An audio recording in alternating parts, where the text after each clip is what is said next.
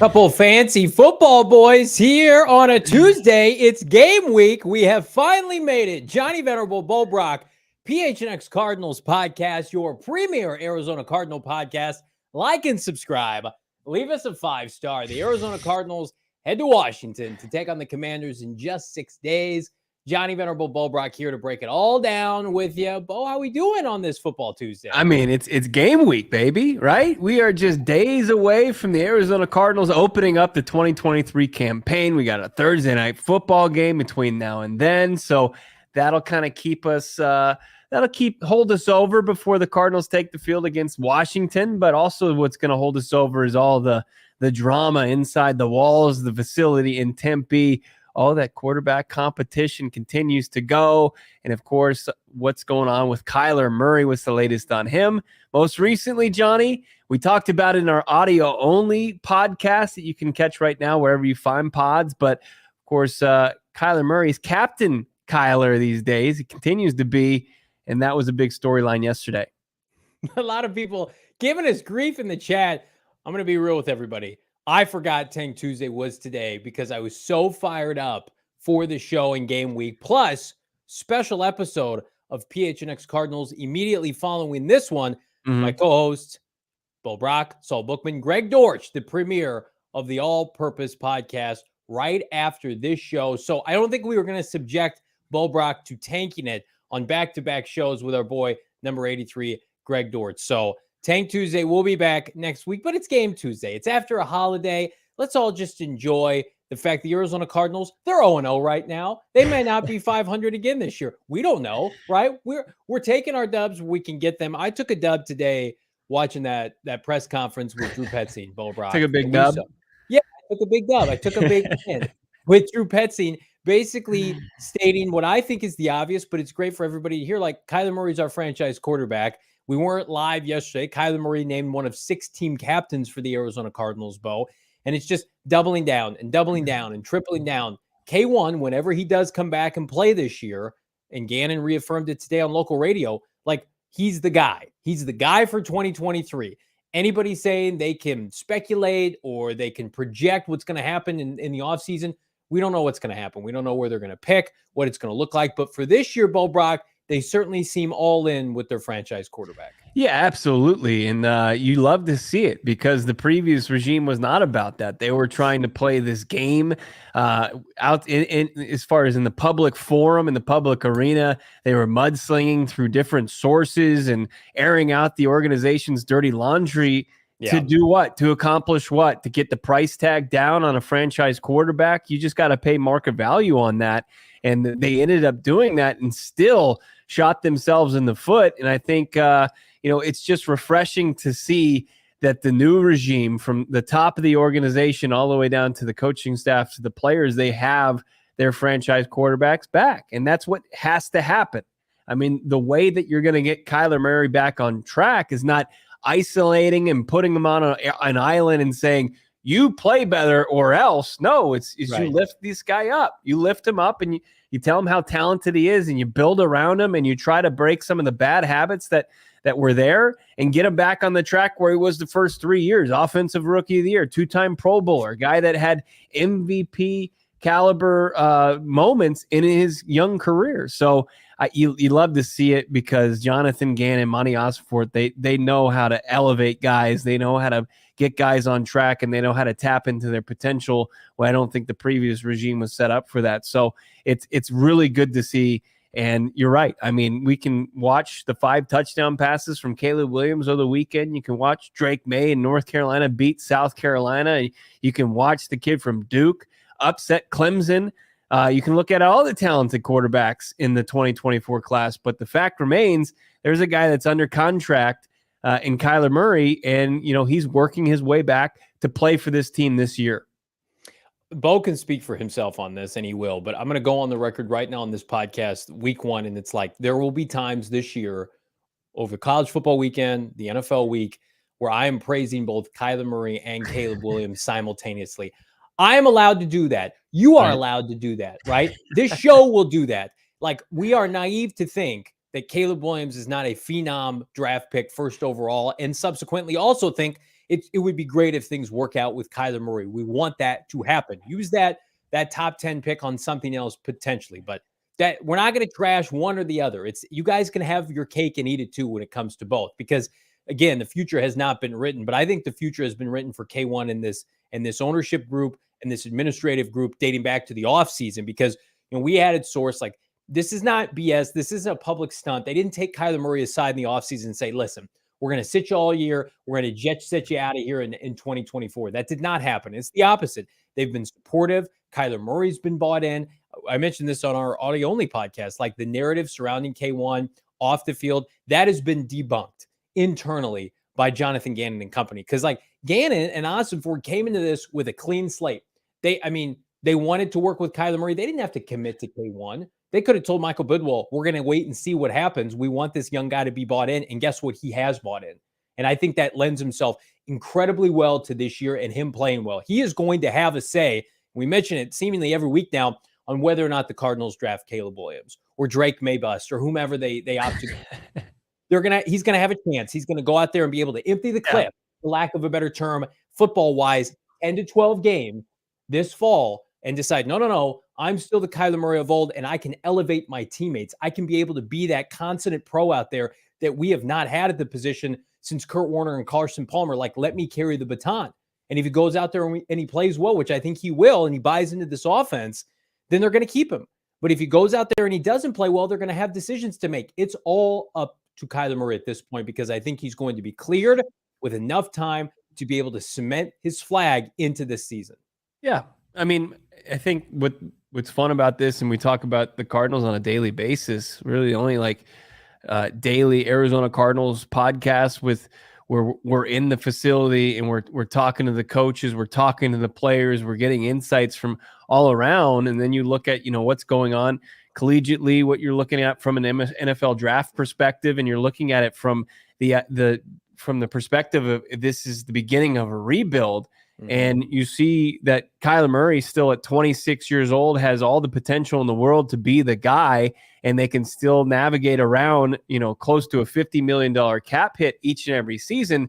But then also you see, the NFL business side of this, to where if the Arizona Cardinals, if they bottom out, if the Houston Texans bottom out and they're sitting there with 1-1, that there's conversations to be had. And if you think that definitively which way they're going to go, I think you're wrong. I really do. Mm-hmm. I think that this organization is setting themselves up to pivot in any direction, just like you're a coach on the sideline and you've got your plan in place. You've got your game plan. You've got which direction you want to go, but then the opposition punches you in the mouth, and sometimes game plans go out of the window, or you make those adjustments, right?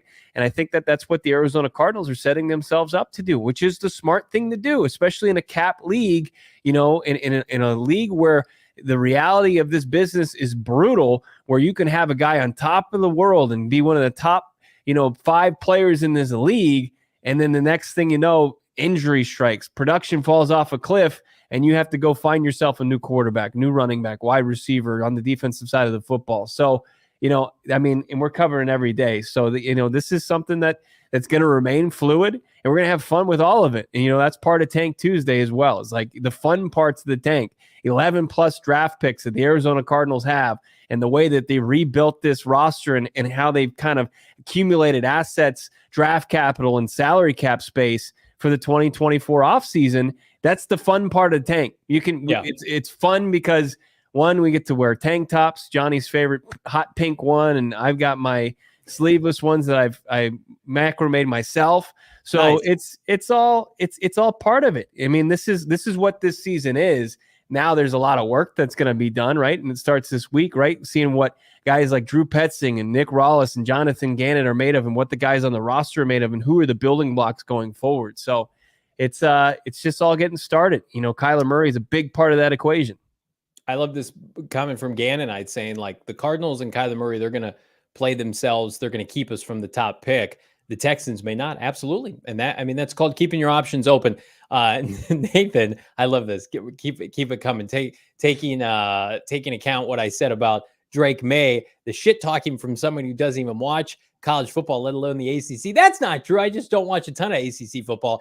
You're going to be eating your words on Drake May. Well, Drake May had 2 nice interceptions. I know they won this weekend in their opener. I'll tell you what, Nathan, I have allowed Florida State to exit the ACC. They are now part of the big boy college football discussion with our college football draft show. We are allowed to now talk about ACC players because of what they did over the weekend. So congratulations to Florida State. I do not want to watch UNC football this year. I will for you, Nathan, but I don't want to. I was talking Florida State. I was a Florida State hipster. I was sitting there. I was talking about that band before you even started listening, bro. Man, you were talking about Purdue, I think, before. Jared Verse, baby.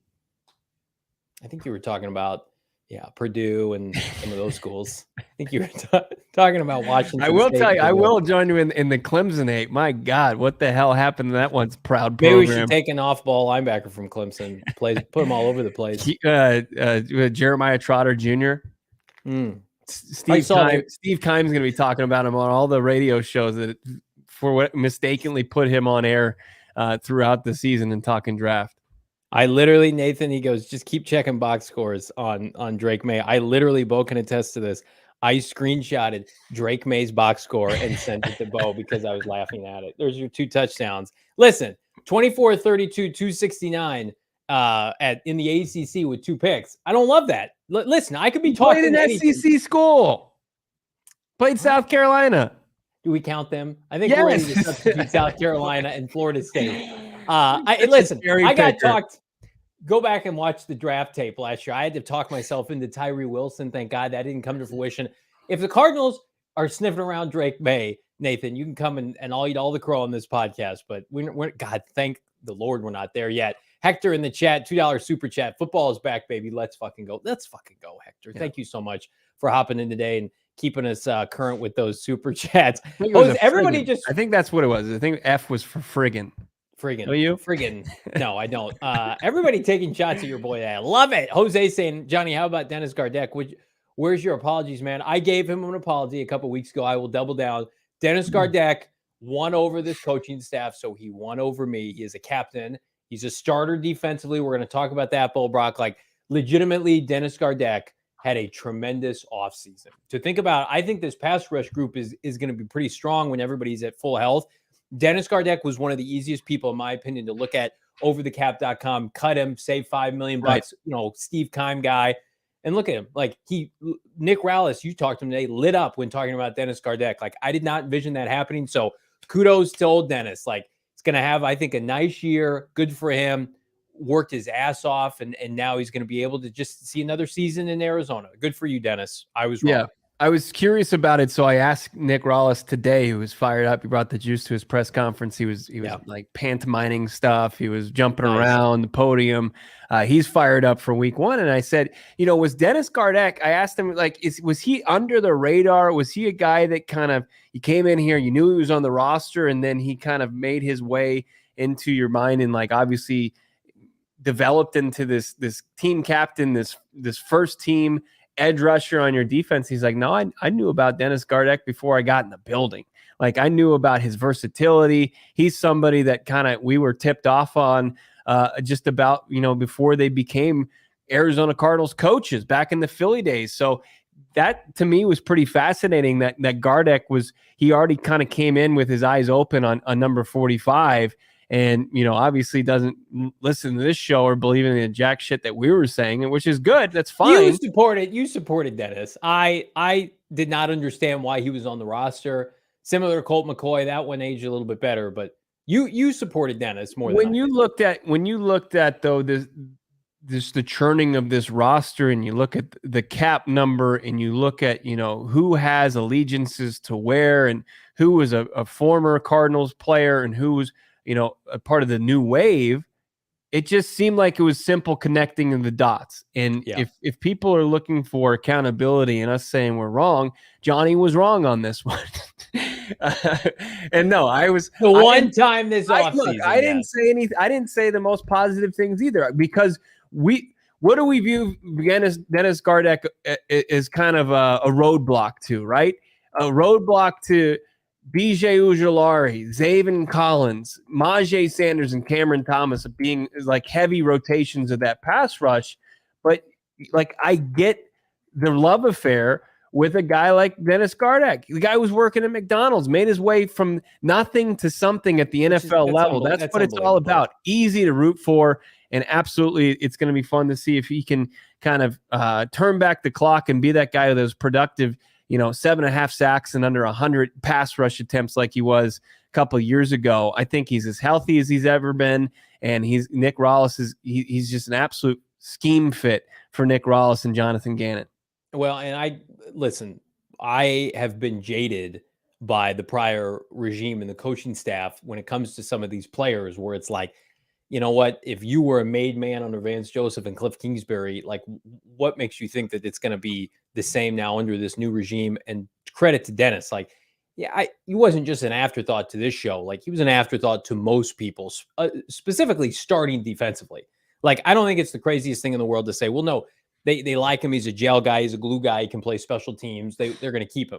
Right. Like that made sense to a lot of people. Not me, but a lot of other people made that argument. Like to have him starting week 1, and I don't know how long this is going to last. Ojulari we'll talk about. It's like 3rd on the depth chart. That's not going to stick forever when he plays himself back into playing shape. I will commend Dennis because he worked his butt off, and I never had it sourced they were going to get rid of him. I just didn't understand why they would keep him. And now in hindsight, it's like, well, of course they kept a guy like that. Because that's what Gannon wants from a lot of his role players, sub-starters, and defensively. Like I talk about it all the time, like Reed Blankenships of the world.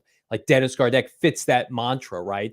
He's the anti kind of Fletcher Cox with the big ego, and they just jet set it a safety that has a big ego. So, for a team that's got a bunch of money to spend, they could probably spend worse than giving Dennis Gardeck what he's owed, $5 million, being a locker room gel glue guy, and then helping some of these young pass rushers along.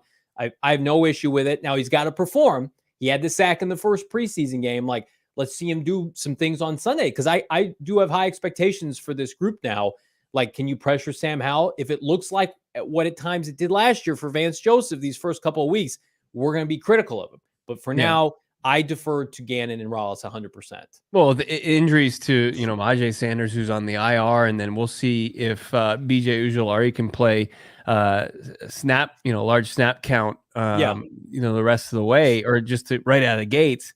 That's going to be important. But Dennis Gardeck, in the meantime, that's great, man. I mean, I absolutely agree with what Michael's saying here. Gardeck using every ounce of his skill. Mm-hmm. It's amazing work ethic. Absolutely. And then, but Bo, don't forget McCoy and Simmons. Johnny got those two. LOL. Yeah, you know what? We'll give Johnny credit, I guess, for those. I got those right because somebody I trust told me that. Like nobody was.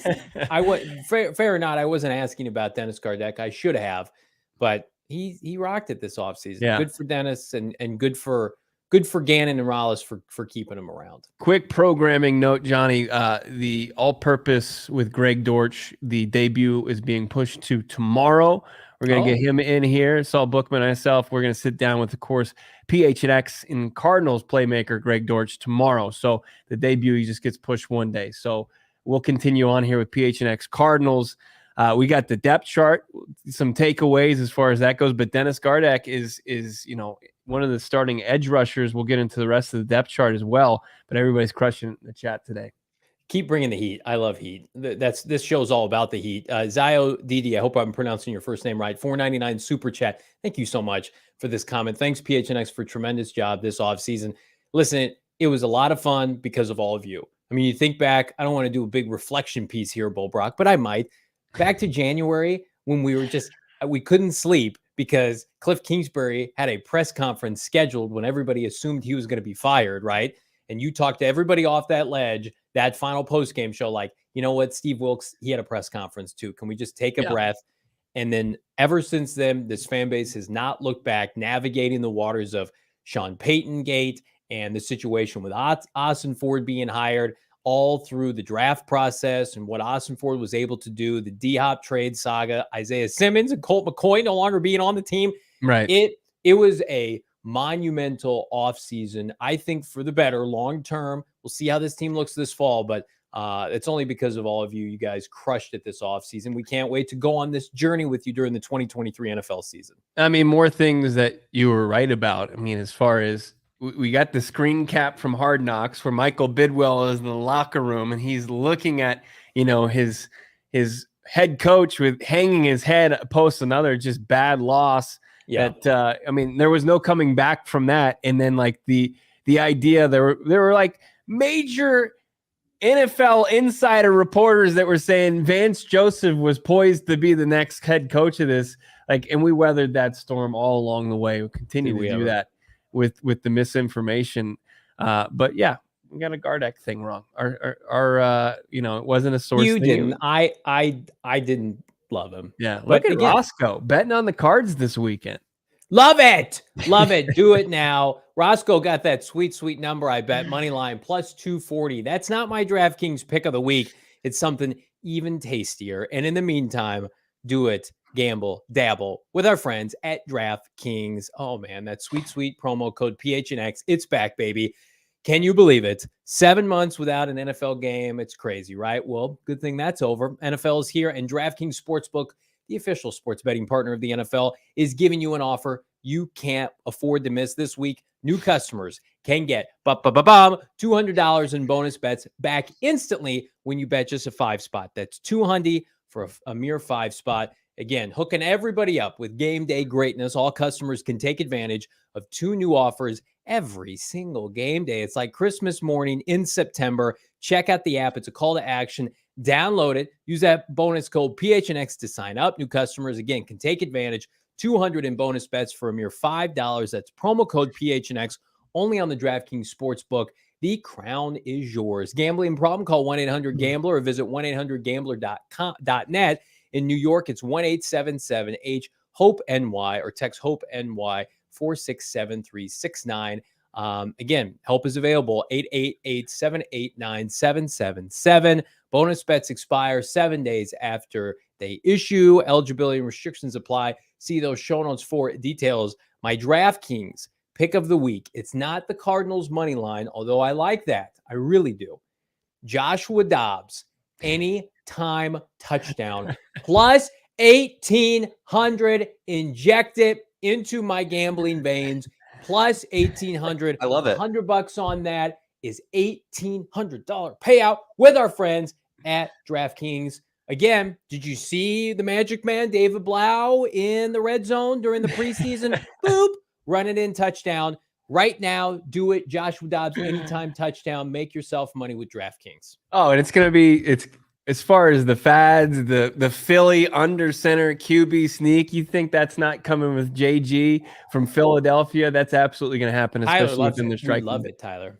Yeah, it's a little riskier than what you're saying, but I'm a little chicken shittish with the betting on that one. The anytime tutty for Joshua Dobbs. But look, your betting future is so bright. You need to get yourself some premium polarized shades to protect your eyes, because that betting future is so bright. Do it with Shady Rays. Take advantage of 50% off 2 or more premium polarized sunglasses right now. 2 more pairs of that at shadyrays.com. Go to shadyrays.com. Check out their full selection. Look at those sunglasses. Unbelievable. They're matched up with any of the bigger brand sunglasses out there, and they've got and been backed by this lost and broken replacement situation that they got set up. You can get a brand new pair, no question asked. If you break them, you lose them, they're going to replace them. shadyrays.com. Check out what they have, their full product line. Take advantage of that promo code PHNX. Get 50% off 2 or more pairs of premium polarized sunglasses. Check out for yourself. The sunglasses rated 5 stars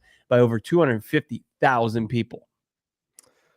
I'm going to make that bet this weekend that I wear my Shady Rays all throughout the valley because they are the best sunglasses I have ever had. Woo, we're off to a phenomenal start here on a football Tuesday. Johnny Venerable Bobrock. And, just before the show went live, we got a sneak peek into I'm going to download that DraftKings for that bet. What, Mr. Spacely? See, people aren't educated outside of this group and this podcast. They would know that Joshua Dobbs is wholeheartedly going to start. They would know that the Cardinals are going to run their quarterbacks and sneak it under center.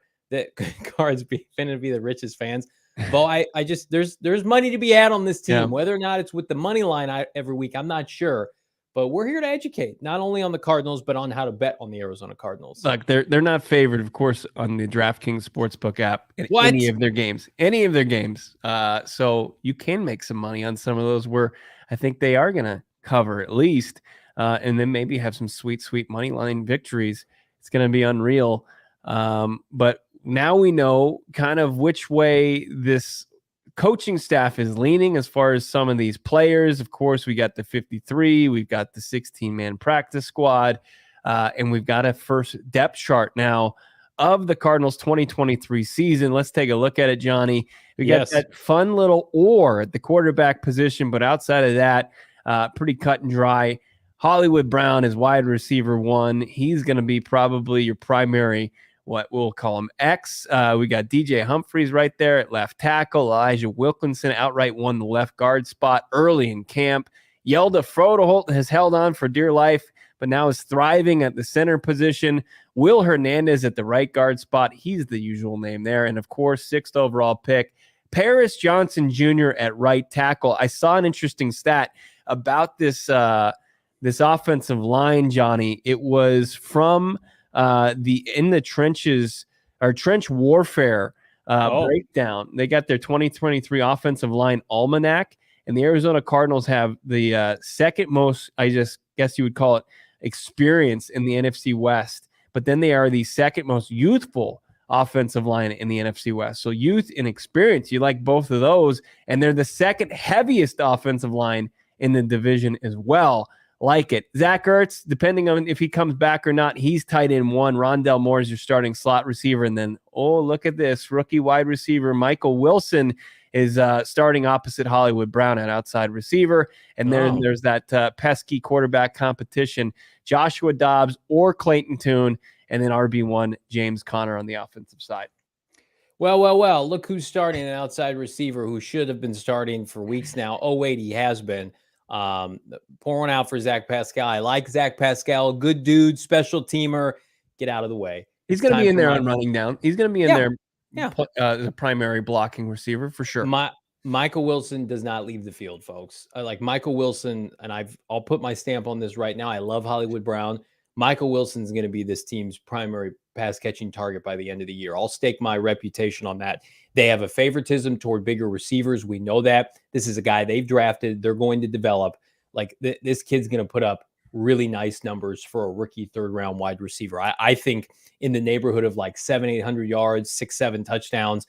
He's going to be a guy that everybody is talking about over the course of the year. He'll have some lapses, but not leaving the field. That's what that tells me. It's like, say what you want about this receiving core without DeAndre Hopkins. It's not ideal, right, in some aspects, but this young man from training camp, OTAs, mini camp, rookie mini camp, has been one of the best players on the team. I asked Bo Brock, we were at training camp deep into the offseason, and I'm like, is he and Paris Johnson Jr. like already top 12 players on the roster? Well, they're starters right now. So they're one of the best 11 on offense and then one of the best 22 on the team.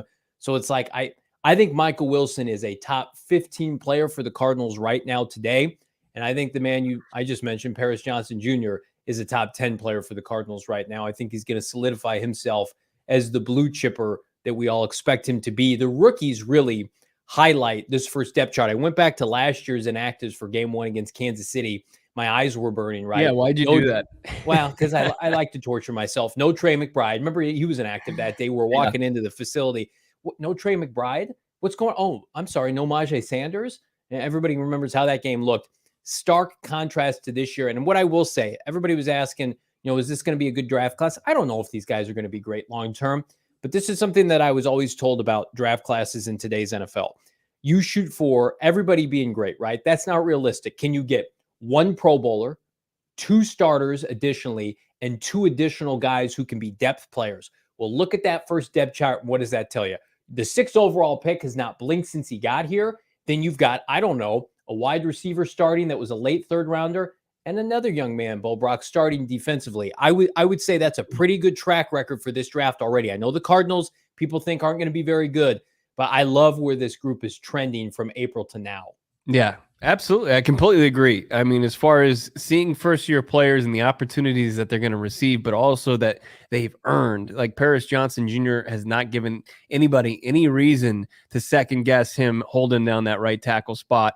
And then Michael Wilson's ascent has been something special from OTAs through training camp, preseason to now. He's been one of their best receivers and has earned a starting nod. And then, as you said, let's take a look at the defensive side, the entire depth chart here for the Arizona Cardinals going into Washington. Two guys up front, LJ Collier and Lecky Fotu. When we talk about a relatively unknown defensive line, those are the two guys that have kind of earned those spots. So is Ledbetter, guys that have been disruptive, been pushing around, imposing offensive linemen, getting their hands up and batting down balls. Then the two edges that we were mentioning, in Dennis Gardeck, how much they love his versatility, not only getting after the passer, but coverage. And of course, Zaven Collins getting that chance immediately with the position change. He's opposite Gardeck at the outside linebacker spot. And then Kazir White, Josh Woods, surprise over Chris Barnes, but Woods, a guy who's been primarily a special teamer, he's getting the chance, first crack as far as being the other inside linebacker, off-ball linebacker for this Cardinals team. And then there's Keitrell Clark opposite Marco Wilson, starting as the outside corner.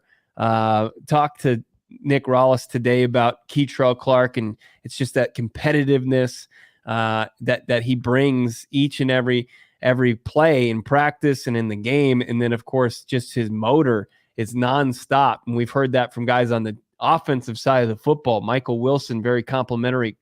Greg Dortch, very complimentary of Keitrell Clark. And then the two most proven commodities on this defense, the back end, your safeties, Jalen Thompson and Budda Baker. I love some of these comments in the chat. Roscoe saying, love that underdog feeling. Absolutely. This Cardinal team historically has been so bad as a heavy favorite coming into seasons. They are 100% completely flying under the radar. I'm sure they love that. Dana in the chat, over 50% turnover. This is a whole new team. Our D may struggle a bit, but with the culture, they will be fighting with heart every game. This defense, I think, the offense, in my opinion, you can find a lot to like. The defense, particularly in the front seven, is going to be a focus point for most opposing teams this year of where they can exploit this team. And so guys are going to have to step up. You're going to have to hope and pray that guys like LJ Collier can continue their really solid preseason into the regular season, not worry about being a former first-round bust of the Seahawks, just being a spot starter, a nice player for the Cardinals. Can Zaven Collins replicate what he did in the first two preseason games? That remains to be seen. I hope so. And then Kazir White and Josh Woods, they're going to set the tone. Josh Woods, friend of this program, I can't wait to see that guy deliver big hits on Sunday. So they're going to be well coached, and we've talked about this time and time again. I have no concerns about this team over the course of a 17-game season being in the right position, right? Having the right pre-snap reads. Are they athletic enough and talented enough to make the plays when things go off script and you're facing a franchise quarterback? That's going to be the most difficult thing. Or if you have a plus offensive line hammering, running backs at you 25, 30 times a game. There are going to be times this year, Bo, where this defense starts to wear down, not because they're not well coached, but because maybe the talent is lacking. So what I was really encouraged by on both sides of the ball during the preseason is how well they were situated pre-snap. The penalties were not there, a la Cliff Kingsbury and Vance Joseph. And if you can be well coached with this team, and I believe they're going to be, you're going to be able to hang in games you're not supposed to. And they're a 7-point dog on Sunday. I think it starts this weekend at Washington. Yeah, it's going to come down to, is Nick Rallis and Jonathan Gannon and this defense, are they going to be able to expose Washington, that offensive line, which is kind of it's a tough spot for them right now. I don't think they were able to figure it out through training camp and preseason and really find 5 guys that you can really rely upon to keep Sam Howell to have a consistent pocket. And if that defensive front can be disruptive or rival what they had in preseason week 1. Now, I know it's tough to take what happens in preseason to, the regular season. But if Collier, Fotu, Ledbetter, throw in maybe Carlos Watkins can kind of really disrupt what's going on up there, and then have that rotation of pass rushers get in there like Zaven Collins, what we saw in sample size, that's going to be a big factor in what this team's going to do defensively. Now, if they get to where it's just hat on a hat, and there you've got clean pockets for Sam Howell. He becomes a completely different quarterback, and you see where he was successful in his preseason time and in that finale against the Cowboys last year. What's the area you look at the depth chart, either side of the ball, that gives you the most concern? Like by the time they kick off on Sunday, and you can't say quarterback, by the way, what position group that you look at for this team and you're like, man, I don't know about this group heading into Sunday? I mean, as far as depth goes, the interior of the offensive line, there's just beyond your starters, you've got Froholt, you've got Wilkinson, and you've got Will Hernandez. That was going to be my answer too. Any of those three guys go down, listen to these guys. Carter O'Donnell, you just signed him. Elm Manning, you just signed him. He's a 6th-round rookie out of Hawaii. Tristan Colin behind Froholt. I mean, Keith Ishmael, like these are guys, if they were sitting right next to me, I don't know if I go to practice, I don't know if I'd recognize them because they're so new to this team. And sure, you look at the tape and you like Monty Ossenfort clearly liked it, and that's a strength of Monty Ossenfort, and you hope that one of those guys pans out. But like right now, there's just a lot of concern there if one of the front, the starters goes down. Surprising that Marquise Hayes did not survive the final cuts. He's on the practice squad. I wonder if he makes his way back up onto the roster at some point this year. I'd probably say yes. I would agree with you. I think the interior is a concern because I think they're going to operate okay in their front seven. I think that Washington is limited enough with their offensive line. They're going to have some matchups that they like. Whereas, I mean, Josh Dobbs needs a clean pocket. I mean, that goes without saying. He needs a running game with James Conner.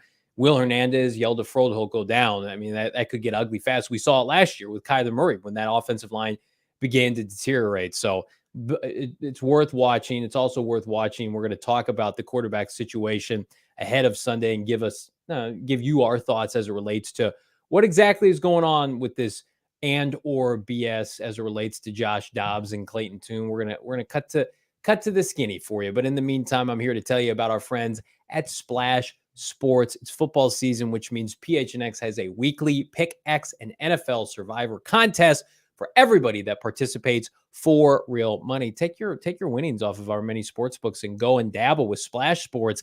Head to splashsports.com/PHNX. There's a link in the description. Sign up now. Deposit a little coin, just $5 to enter, and you can be a part of the PHNX weekly NFL Pick X contest and the PHNX Survivor contest. The more you enter, the larger the prizes. We'll be running weekly contests all year, so keep that link handy. If you want to do it yourself, you want to run your own contest, well, sign up to be a commissioner. Run through right in that link below and earn money for the contest you're already running with friends and family. Head to splashsports.com/PHNX to join in. Again, we've got different contests coming out, so make sure to keep that link handy. And we're stoked to play against you all over this course of the NFL season. Yep. And we've got a new partner that we're pumped about as well, Wink and Countdown. You got to get in on Wink and Countdown because they're only available in Arizona and a few other states outside of that here in the United States. Wink and its sister product, Countdown. Wink is a seltzer. It's got a hint of THC. You don't want to miss out on this. You got to check it out. Seltzers are unbelievable, of course, taking over the beverage game these days. It's the perfect THC CBD balance, that gold ratio that everybody's looking for. Wink, check it out right now. You got that balance, light and social, bubbly enough to work the room, but also enough to just chill out. Be the chillest guy in the room as well. That's a good combination, Johnny. And then you got Countdown. Get ready for liftoff. It's the sister product to Wink. You got the nano emulsion of cannabis infused. It's the beverage that delivers the sky-high blast of powerful flavor, only available in 7 states, available in 2.5 and 5 milligram cans. Find Wink right here in Arizona. Look for Wink at Sunday Goods dispensaries in the Valley and Botanica dispensary in Tucson. They're in 12 states nationwide. Wink is. Get your hands on it. Check out drinkwink.com. That's drinkwink.com, DRINKWYNK.com, drinkwink.com. You saw it on the depth chart that Joshua Dobbs is listed as an or starter to Clayton Tune. Dobbs' name is listed first. Bo Brock, you had a chance to talk to Drew Petzing. What did the offensive coordinator have to say with this faux quarterback competition that we know the 250 peeps in this chat know is not a real thing. Yeah, I mean, wouldn't Clayton Tune starting on Sunday be the biggest upset of the offseason? Yeah, I mean, it's not. That's why it's not happening. Like, Yeah. there's no. Think about the logic. That's why I'm saying right? that would be how large the upset is. I mean, it would be 16 taking over 1. As far as what Drew Petzing said, I tried to, and I kind of foreshadowed on this on the audio only podcast. Like, what's going to be the reps in practice? Are they really going to give Clayton Tune starter reps? And Drew Petzing said, "Well, I'm not going to tell you any of that. That would pretty much probably, any secret that they're trying to keep. It would pretty divulge all that." So I think that it's going to be a Dobbs, probably just mere speculation, but it's got to be in the short time he's got to get up to speed. It's got to be Dobbs all the way in the 3 practice days leading up to the regular season opener, I would think. But Petzing wouldn't say anything otherwise. Dual reps, they would announce dual reps if that's what they were doing. Why wouldn't they? That's what they've been doing with Clayton Tune and Colt McCoy once upon a time, because they're not doing that. Joshua Dobbs is starting Sunday for the Arizona Cardinals. Everybody who's followed this podcast knows that that's been the case since they acquired him. 3 Thursdays ago? You do not trade for him and bring him in abruptly if you're not going to play him week 1. Like, you would just keep Clayton Tune and maybe Jeff Driscoll active. I don't know, behind Clayton Tune. Like, Clayton Tune was given every chance to overtake Colt McCoy, and while he looks superior, it also was not, and you've put this well, Bo, in the past, like, he didn't win the job. He was just better than Colt McCoy. And that's not a knock on Clayton Tune. He's a 5th-round rookie. I mean, for a team that's, rebuilding right now, they needed somebody who had a familiarity with Drew Petzing. He was in Cleveland with him last year. He was in Tennessee with Monty Ossenford. He is coming to start week 1 for the Arizona Cardinals. He will be your presumed starter pending struggles until Kyler Murray comes back sometime after he's activated off of the PUP list. And that starts this weekend. You've mentioned it many, many times. While I tried to argue for Clayton Tune, just out of pure exhaustion of watching Colt McCoy, Clayton Tune, the reasons that you couldn't start Clayton Tune in June are relevant right now today. I don't care if Joshua Dobbs has been here for 2 weeks. Clayton Tune against Ron Rivera and Eric Bieniemy, like, I don't want to see that when I've got somebody who started and won games in the NFL and, again, has a familiarity with this offense. So I understand what they're doing. They're playing the little foe who's battle, who's going to start. We're keeping any competitive edge, they're going to try to take it. I mean, that's what you're going to get from this team. Like, they're not just going to omit any kind of edge that they can get competitive just because it seems silly to the fan base or silly in the press. They're going to take it, and that's what they're doing right now. Can I just say something too about like the stuff with the press? Jonathan Gannon does not follow any of this. He does not care. Like, definitively, he has no idea what's happening with that clip from social media. He doesn't care about what people think about how he operates.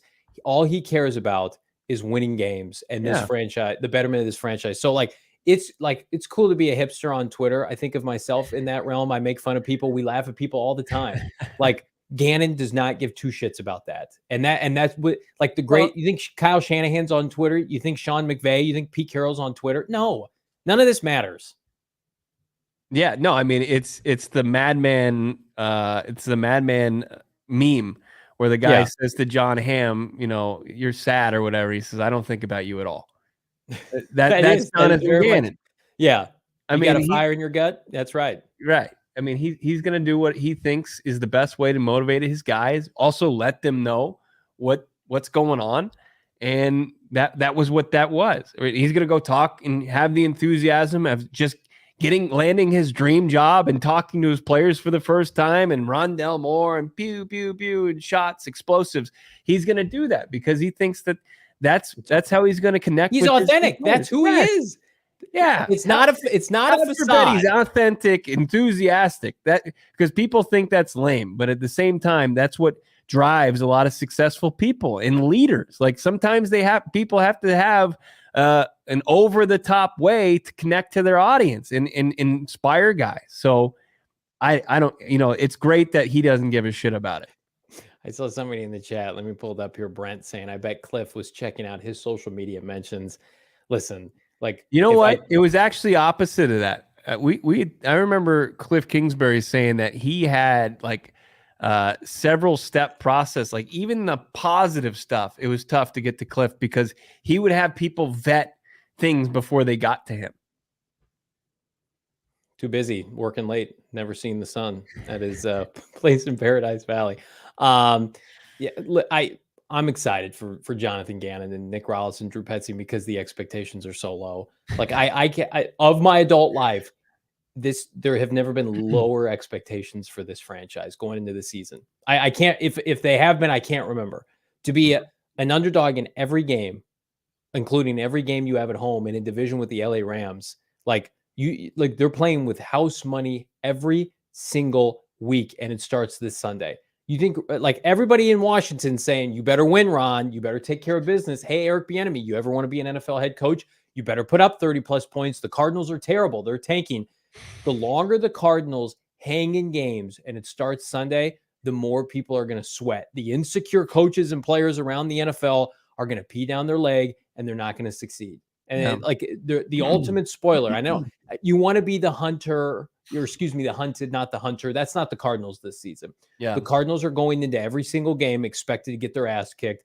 And these are proud NFL players and coaches.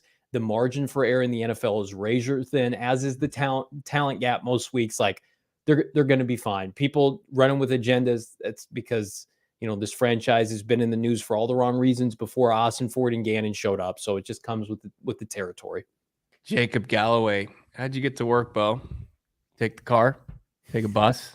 You have fire in your gut? Yeah, I do have fire in my gut. I had 100 beers over the weekend at fantasy drafts, and I'm not as young as I once was. I think it might be heartburn. I don't know what it is. I do have that fire in my gut, but it's for a different reason.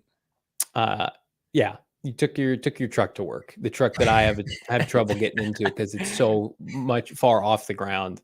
You don't have driving that truck. You don't have a fire in your gut. No. You're pampered. I drive that big truck to overcompensate for other things. That's a privileged life. There's no fire there. Deuce in the chat, he gets it. Johnny hitchhiked to work. He has a fire in it. Absolutely.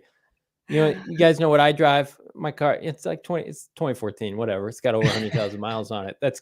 You know what? That's blue collar, baby. This is a blue collar podcast, and Jonathan Gannon is my blue collar coach. Jacob in the chat sounds like Johnny needs insoles. Listen, I'm not gonna say I've never worn insoles before. I don't currently wear insoles though.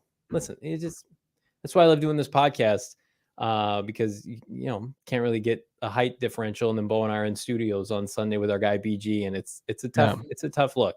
Our guy Brian BA, did Bo draft better than Kime? You bet your sweet ass I did. Did Johnny at our work? Hey, yeah, I had a good. Damon Dog, of course, new executive producer of the show. He was there too. He had a solid performance. I think of the three pieces of this show, stop it right now. Johnny had the most Kime-like draft by far. Okay, I took some gambles on guys. I'm gonna read my some small school guys, didn't you? Yeah, Andy Isabella's on my team. Bixby is the season. So listen, Justin Fields is my quarterback. Saquon Barkley. I did take Cam Akers late. That was forced. CeeDee Lamb. You guys love CeeDee Lamb. Debo, Kyle Pitts. Like that. That's a solid squad. Am I right? And then I took here as an odd or a nod to our franchise quarterback. My last pick of the draft was spent on Kyler Murray. So everybody should give me an applause for doing that. I have not seen Kyler in any other draft. Insert high school name rules. That's what you just did there. Hey, I got Kyler, everybody. You just won. I'm wearing my Letterman jacket after high school. That's what that was. Is it better than Lamar Jackson, Bijan Robinson, Travis Etienne, DJ Moore, Christian Kirk, Darren Waller? Yes, it is better. My team is better than yours. I will finish ahead of you. Okay. Will do. Don't talk to me like that. Yeah, I finished ahead of you last year. Who's throwing to Pitts? Doesn't matter. He's elite. Although I think Pitts and Justin Fields were on Bo's team last year, and Bo almost got less. I learned my lesson. You haven't. Trey McBride's available. We could get Trey McBride. All right, we're going to talk more about this game here in a second. But first, I want to remind everybody, it's illegal to have this much fun, maybe, but it's not illegal to enjoy premium beverages with our friends at Illegal Pete's. Patio beers are back. I went outside this weekend and my skin didn't melt off for the first time in like 3 months which means it's time to go to Illegal Pete's right after work and start sipping on those sweet, sweet margaritas, the strongest in Arizona, irresistible drinks, mouth-watering food that will fill your heart's desire. How about filling your belly with bowls, tacos, salads, burritos, nachos? They've got custom cocktails, beers. When I'm not watching our sweet baby Cardinals, I'm going to watch pro football at Illegal Pete's, because guess what? The happy hour, it's 5 hours long every single day at all locations, including the hot spot here in Phoenix. 12 locations. Illegal Pete's, the go-to spot for burritos, buddies, beer for the last 28 years and counting. We love you, Illegal Pete's. Can't wait to get some ASAP. We love everybody in our members-only Discord. The only way you access that, you become a diehard. Go PHNX.com, PHNXlocker.com. You talk about more access to more great things. How about our diehards only fantasy football league? I think we're doing our draft tomorrow. Another draft that Johnny can chime all over himself again. It's going to be fun to see how that goes down. But the only way get yourself together. Who's laughing at that? But yeah, the only way you get access to that, of course, you become a diehard and you get access to the Discord, and you can join our fantasy football league and all the other great things we got going on there. And like, you get access to the entire website. Go PHNX.com, and you get that free shirt, free hat for the year. You can use it on the Greg Dortch shirt this year or in future years as well. Become a diehard today. You don't want to drag your feet on that any longer. Become a diehard and join all the action here that we got going on at PHNX. Big things going on, not only at PHNX. I saw our friends over at DNVR Broncos. They added Patrick Surtain to their roster. We got Greg Dortch. Our NFL roster gets deeper here at ALLCITY, PHNX, DNVR. Excited about all the things going on for this upcoming football season. Your premier pregame, halftime, postgame show is with the gentleman that you see here each and every football Sunday. I'm Johnny Kime time. No, that's not the case, Michael. I can't even get through my plug of the show because I see Kime and I have PTSD. I wonder where Steve and the folks at Arizona are doing after last week. Surprised Johnny didn't take Michael Wilson. I did take Michael Wilson. I did draft him. He was my second to last pick, Dylan, because I am committed to the brand right here, and the brand at PHNX. Hey, Obo, that was wild. It's a wild show today. It's football season. Your boys are giddy. All right. So looking ahead to Sunday, Cardinals are a 7-point dog. Washington, we don't know the status of Scary Terry McCullen. Sam Howell's thrown one career touchdown pass, yet everybody, and we talked about it last week, nobody's picking the Cardinals to win. If one thing has to happen for the Cardinals to win, Bo, what is it? Yeah, you got to make Sam Howell look like the inexperienced quarterback that he is, and really kind of put the pressure on from your unknown defensive line. Like Nick Rallis, your young up-and-coming defensive coordinator, needs to just show what Jonathan Gannon saw in him as a linebackers coach, and really made sure he brought him along with him from Philadelphia, and why Philly was pissed off so much that those tampering charges really became a storyline this offseason. So, you know, that Rallis Bieniemy game of chess, I want to see Rallis win that. And, you know, I'm not completely sold on Eric Bieniemy. I think he had a lot of, maybe, was on third base, born on third base, kind of that Ryan Day style, where he had Patrick Mahomes. He also had Andy Reid in that offensive room in Kansas City. That's not what he's working with in Washington, so he's really going to have to, if he proves himself, he's going to have an opportunity week one, but Nick Rallis to ruin that, make sure it's not against the Cardinals out of the gates. I'm with the folks in the chat. You win the turnover battle, you're winning this game, or at least have a chance to win it. As Brent said, pressure Howell, according to Free Matter for the Blind. Dylan Richards, does Jacoby Brissett, the backup to Sam Howell, knowing Petzine's system, give Washington's defense an advantage? I mean, maybe a little bit, but I mean, they've got all the tape. Rivera's a really great defensive coach. Is he a great head coach? I don't know. But the Washington's defense is no joke. I do think, though, if the Cardinals defense, which I don't think it's nothing that Jonathan Gannon knows Washington's, the Giants and the Cowboys offense and had success. I don't think that's nothing. I think that's about as much of an advantage as somebody like Brissett being able to chirp in their head coach's ear. I think they're similar. They almost cancel each other out. So the defense can hang man and be resilient like they were, God forgive me, like in the preseason when maybe they gave up a touchdown or two early and it's like, no, we'll just steady the waters here. You make adjustments. I think the Cardinals can win this game. I think they can force Sam Howell into situations he's not comfortable with. He's seeing a lot of this stuff new. They kept it very vanilla. I was told in the preseason, a lot of teams do. So, I mean, like the Cardinals have the kind of firepower with Hollywood Brown and their tight ends and James Conner to score touchdowns.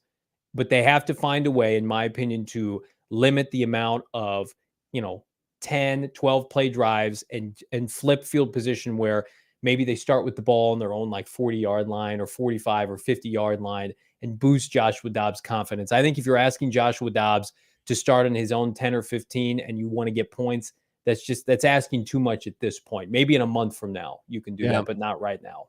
I mean, really what made JG and what got him to the head coaching ranks from defensive coordinator was, he limited the explosives, took the football away, and he wreaked havoc in the backfield against opposing quarterbacks. I mean, 70 sacks is an absurd number.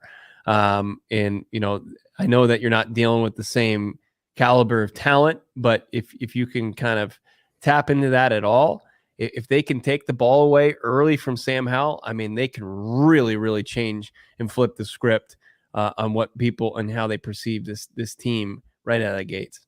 AZ Fan 1998, friend of the program, thank you so much. $2 super chat. Keytrell is going to get a pick in his first start.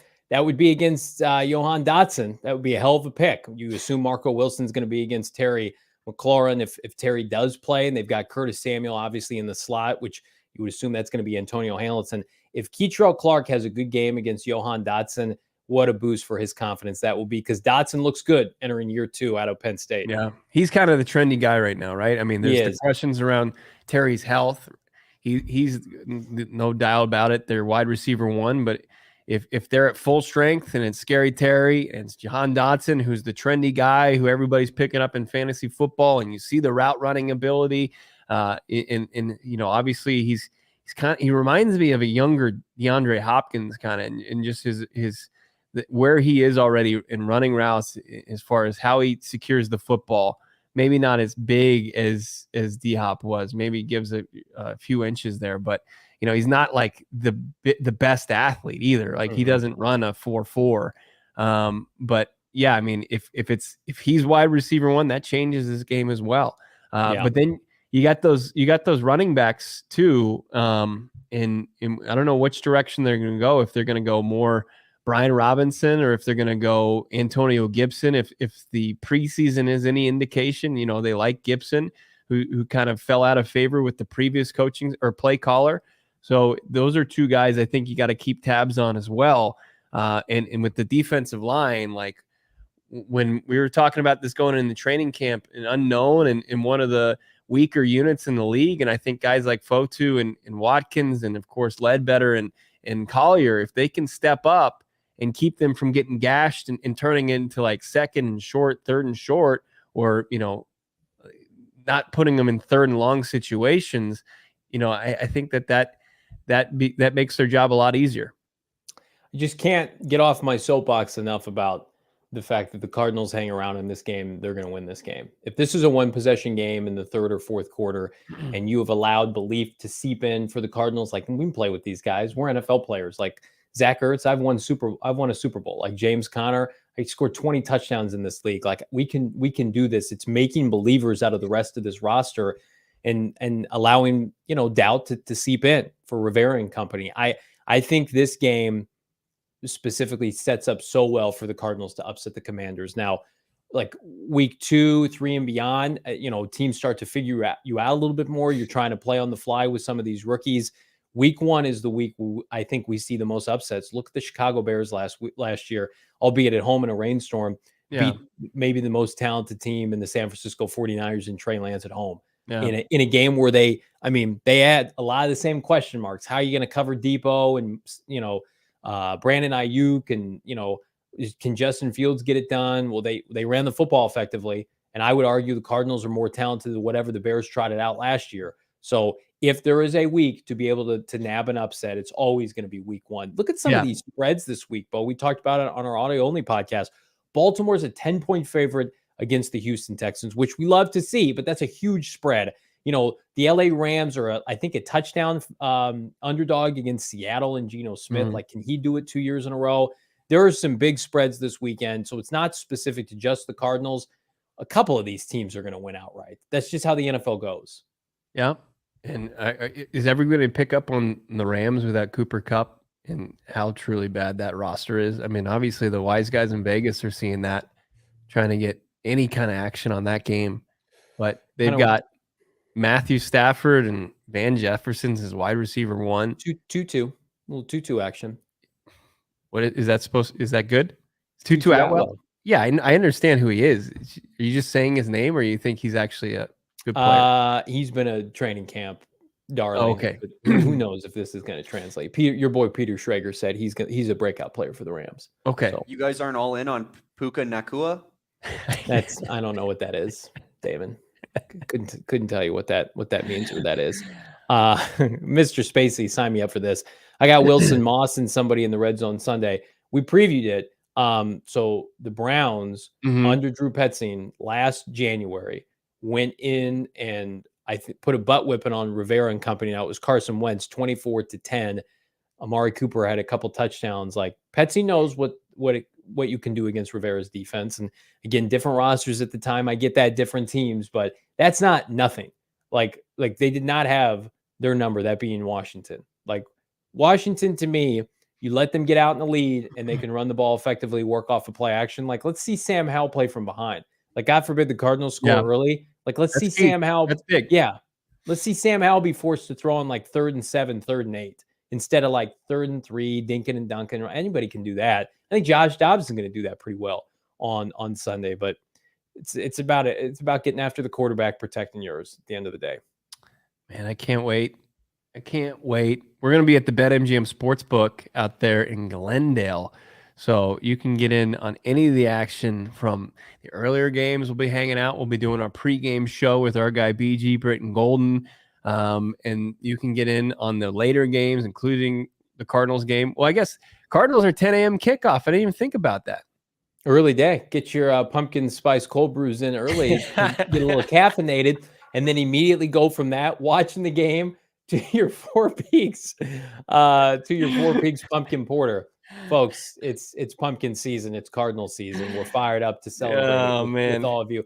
Come out to BetMGM Sunday and have some nachos with your boys. Watch the Arizona Cardinals in all their glory. You're going to wash those nachos down with your pumpkin spice? Of course. Why wouldn't I? Of course, the Pumpkin King is.